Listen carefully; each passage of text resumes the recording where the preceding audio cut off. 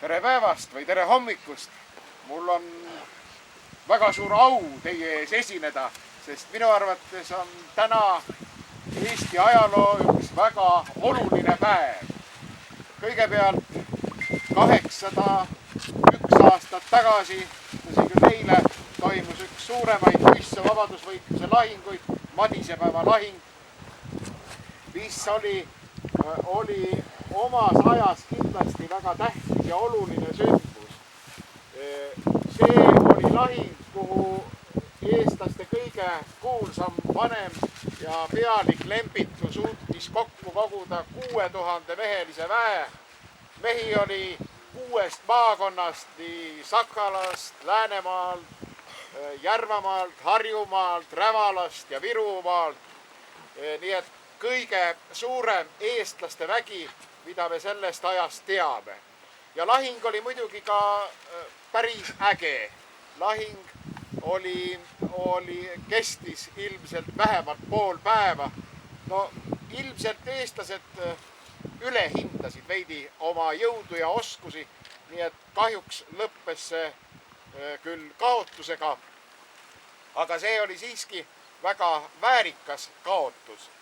Ja see on oluline lahing olnud ka meie ajaloolaste arheoloogide jaoks, sest see on üks kõige suuremaid välilahinguid olnud, aga kahjuks ei ole lahingu toimumispaika teada. Tõsi, 1920. aastatel tegeles sellega Juhan Luiga väga põhjalikult. Tema just käis siin ümbruskonnas, kogus ka rahvateateid, vaatles maastikku ja pani vähemalt esialgsed orientiirid paika, nii et põhimõtteliselt siin Vanamõisa ja siis seal Madi vahel kusagil see lahing võis toimuda. No hiljem on meie ajaloolased, arheoloogid ka nende andmetega tegelnud ja väga paljudel on läinud see enam-vähem siia kanti, aga keegi täpselt lahingupaika ei tea. Viimasel ajal on selle lahingupaiga otsimisega tegelenud ka Jaan Laas, kes on täna ka meie hulgas siin. Ja temal on siis uued teooriad, aga enne, kui meil ei ole käes selliseid selgeid leide, enne me kahjuks ei saa öelda, kus see lahing täpselt ikkagi aset leidis. Ja need põllud, mis me siin täna kõigepealt ette võtame, need on väga potentsiaalsed kohad. Nii et loodame, et leiame siit ja kui leiame, on minu arvates üks oluline laik meie ajaloos taas siis täidetud. Sellepärast, et selle lahingupaiga leidmisega on võimalik ka täpsustada siis kroonikates esinevaid andmeid ja on võimalik paremini omaaegsetest sündmustest aru saada. Ka teisest küljest on täna väga ajalooline päev seetõttu, et mitte kunagi Eestis ei ole põllul käinud koos nii palju detektoriste, koos arheoloogide ja muinsuskaitsjatega. Ja pealegi kogu see üritus, mis täna siin toimub, see algatus on tulnud detektoristide poolt ja minu silmis on küll detektoristide maine väga tugevasti paranenud selles mõttes, et teie hulgas on ikkagi niivõrd palju tõeliselt ajaloo huvilisi inimesi ja kes sellised inimesi, kes tahavad meie ajalugu uurida ja uusi ajaloolisi fakte välja tuua. Nii et selles suhtes ma soovin teile kõigile edu ja õnne. Ja nüüd sellest lahingust ja võimalikust lahingupaigast siin võib arutleda tegelikult mitu tundi.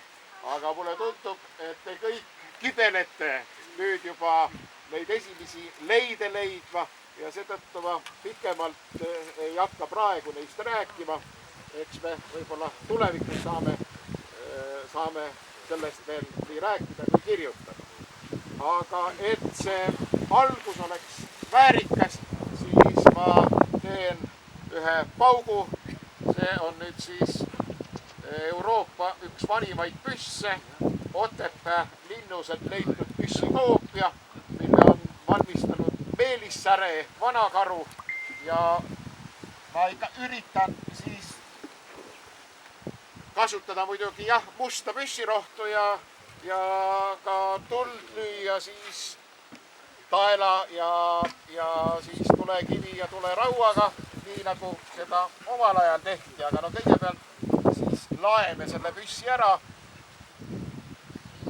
Nii kaua kui Jaan laeb, me võime tegelikult selle ühispildi ära teha, et saame kokku, võtame korra need särgid ära, teeme selle ära, et siis saame õigel ajal põllu peale. Ma arvan, et paugu võid hiljem teha, äkki me lähme... Mul läheb aega natuke selle laeb. Me läheme paika ära ka, siis on nagu, ma arvan, parem see paug. Ja hakkame tulema kohe. Võtta massari raua. Sergis, kõik tekib välja. Ühe midi peal.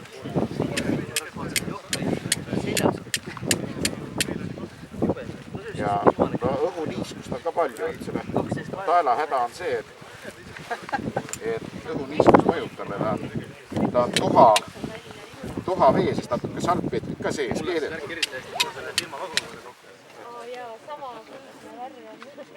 Väga hea küll, vaatame, rapsime veel natuke.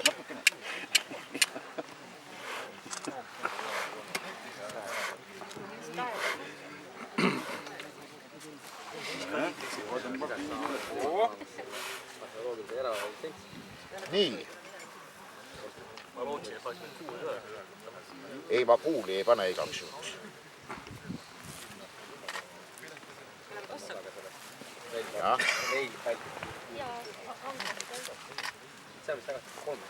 Nii, aga nüüd igaks juhuks.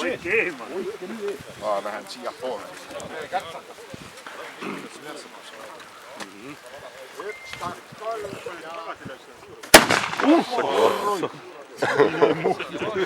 Laps ei viita praegu.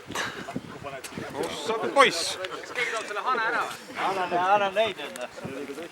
Ja lipukesi, jah. Võtke need lipukesi.